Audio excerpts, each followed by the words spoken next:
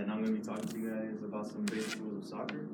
So basically I did this because in case anybody's ever been hesitant on watching soccer just because you guys don't know any like rules, and if you were watching you're just going to be confused all the time. So hopefully you get an understanding. So yeah, I'm going to be speaking about some common like fouls, just basic rules like time, out of bounds, and anything that is like free kicks and penalties. So to begin the match, each team starts with 11 players, 10 on the field, or they're all on the field, but 10, on the field and one goalkeeper. The goalkeeper usually stays within the penalty area. The penalty area is this big box, and then this is the goal area, and then you have the goal lines and the sidelines. So there's usually 3 refs with this, one in the middle following the ball everywhere it goes, and then one on one half of the sideline, and then the other one's on the opposite side on the other half of the sideline. So say the red team is defending this side of the goal and they kick it out over here, that's going to be a corner kick for the blue team, and they usually place it on the spot of the corner, so which is there and there. But if the blue team kicks it out of bounds over here into the side of the red team, then it's a goal kick, and the goalkeeper places it in his goal area to start again. So the refs, like I said, there's 3, but then there's a 4th, which is the ones that make the subs and also like put extra time. Usually when it's because the time is 45 minutes each half, and within those 45 minutes, there's always like somebody going down because they got hurt or just something going on. So they add injury time after the half. And there's also VAR, which is video assistant referee, I think it was.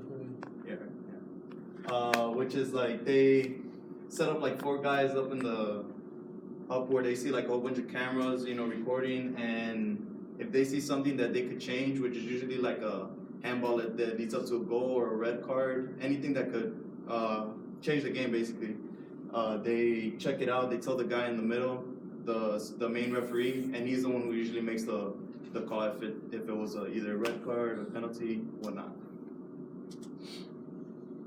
So fouls and misconduct, there's a lot of handballs that happen during the game, and handballs are not just your hand. They're from the finger of your tips to up to the shoulder, which sucks sometimes because you can't move out of it, but it happens. But it won't be counted as a handball if you have your hands like stuck to your body, and obviously you can't move your hands away from there. So they let that go on.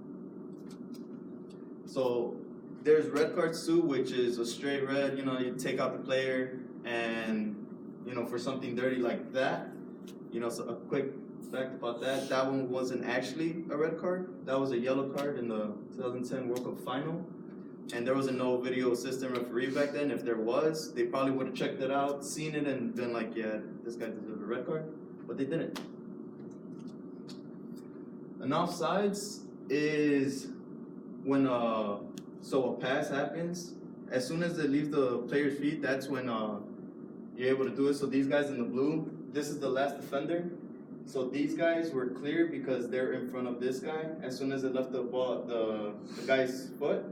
But this guy would be counted as offsides because his leg is ahead of the last defender. So that they count that as an offsides. Now free kick is if a foul happens, they place the ball and they're able to put a wall to block it 10 yards from the spot, and yeah, they can't move from there. If they move, they give them a yellow card, and it just goes from there. And this is a penalty. So penalty is any foul that's committed within the penalty area. They place the ball 12 yards from the goal line, and that's where they kick it. But here there's some other rules with it. So since it's the white shooting, if the players in blue step inside the box like this guy is before the shot is taken, they get to retake it. And same with the goalie, if he steps ahead of his goal line before the player kicks it, then they have to retake it again. But if the guy in the white scores, they don't retake it since it went in, and they let them have it. And that's all I have. So hopefully you guys get somewhat of understanding and get to watch, and not have to bug your friend about, hey, what's going on, every here and there.